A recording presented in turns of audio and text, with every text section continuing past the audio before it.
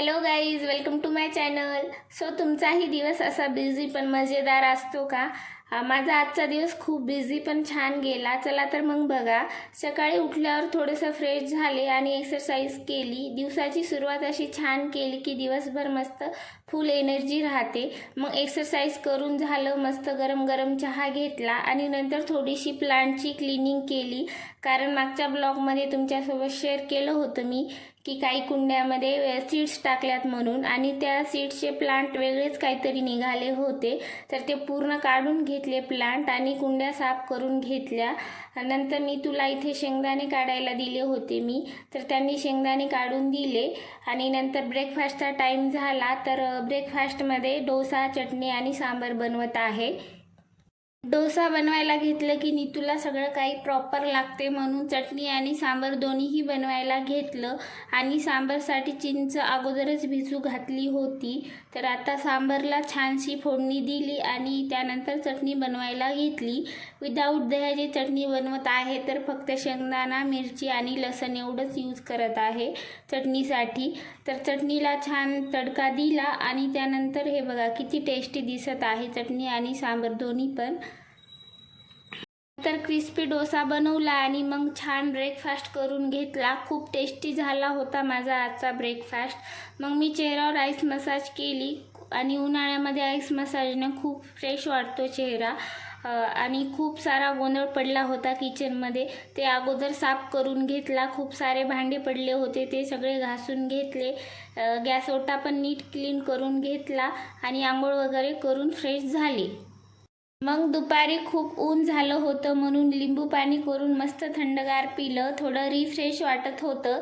त्यानंतर टी व्हीवर मस्त म्युझिक लावले होते म्हणून आम्ही पण थोडासा मूड चेंज करण्यासाठी डान्स केला.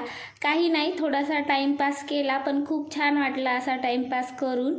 मग सायंकाळी रेडी झालो आणि गार्डनला गेलो. तिथे खूपच मस्त टाईम घालवला. फ्रेश हवा, शांत वातावरण, खूप रिलॅक्स वाटत होतं.